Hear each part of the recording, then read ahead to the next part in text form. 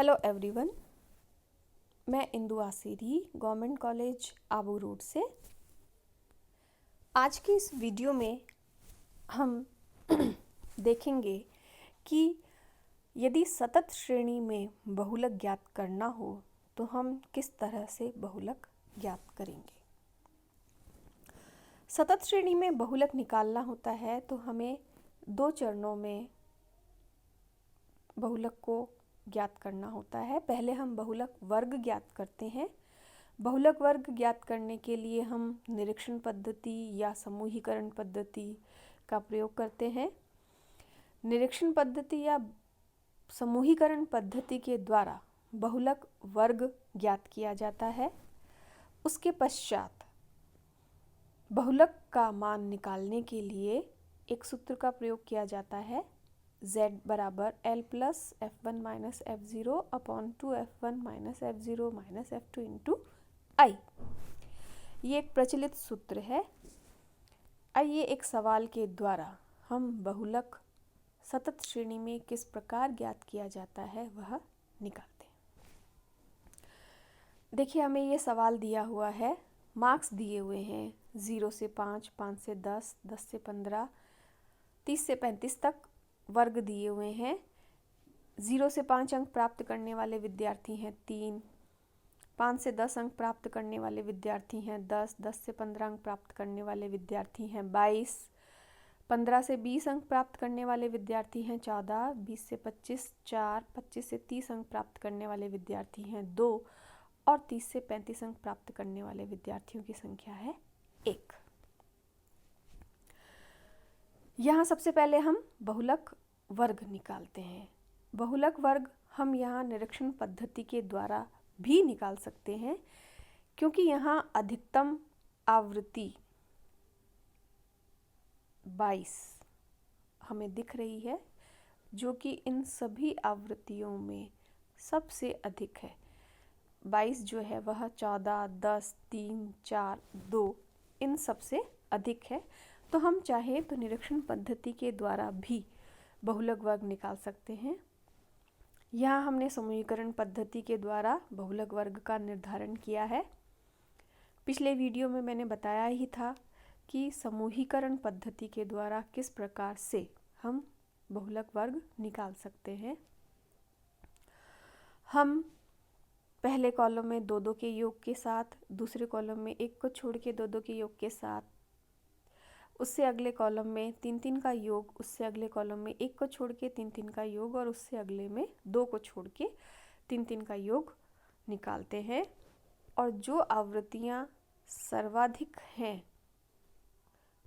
उनको चिन्हित कर लेते हैं और उनके सम्मुख यहाँ पे हम मार्क कर देते हैं। उसके आधार पे जो टोटल आती है वो उससे संबंधित वर्ग जो है हमारा बहुलक वर्ग आता है। निरीक्षण पद्धति से और समूहीकरण पद्धति से दोनों से ही हमारा बहुलक वर्ग यहाँ आया है 10 से 15। इसका तात्पर्य यह है कि जो हमारा बहुलक आएगा वह 10 से 15 के बीच आना चाहिए।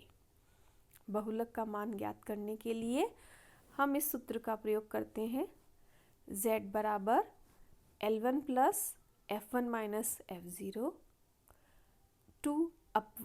Upon 2 F1 minus F0 minus F2 into I. जो हमारा बहुलक वर्ग है उस बहुलक वर्ग की जो प्रथम सीमा है हमारी वो हमारा L1 कहलाएगा।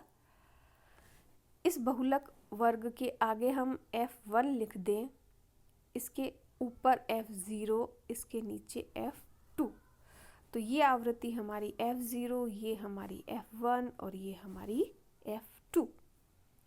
I जो बहुलक वर्ग में इनके बीच में अंतर है वह इंटरवल हमारा I होगा। इन सभी मानों को अगर हम इस सूत्र में रख दें तो देखिए, L है हमारा 10, F1 है हमारा 22, F0 है 10, नीचे F1 इंटू 2 हमने रख दिया मान, F0 की जगह F0 का मान रख दिया, F2 की जगह F2 का मान रख दिया, और I हमारा जो वर्ग अंतराल है वह है 5 का, तो हमने यहाँ 5 लिख दिया। यहाँ गलती से 15 लिखा हुआ है। अब हम इनको कैलकुलेट करते हैं तो हमारा बहुलक का मान आता है 13। जो बहुलक आया है 13, यह हमारे बहुलक वर्ग 10 से 15 के बीच में ही है। हमें जो हमारा बहुलक आता है वह हमारा बहुलक वर्ग के बीच में ही आना चाहिए। इस बात का हमें ध्यान रखना पड़ता है। सतत श्रेणी में कई बार ऐसा भी होता है कि बहुलक वर्ग के बाहर आ जाता है।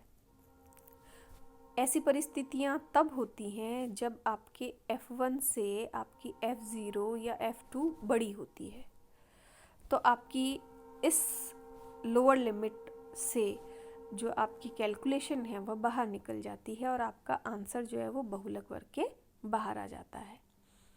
ऐसे में हम एक वैकल्पिक सूत्र का प्रयोग करते हैं। अगले वीडियो में हम उसके बारे में चर्चा करेंगे।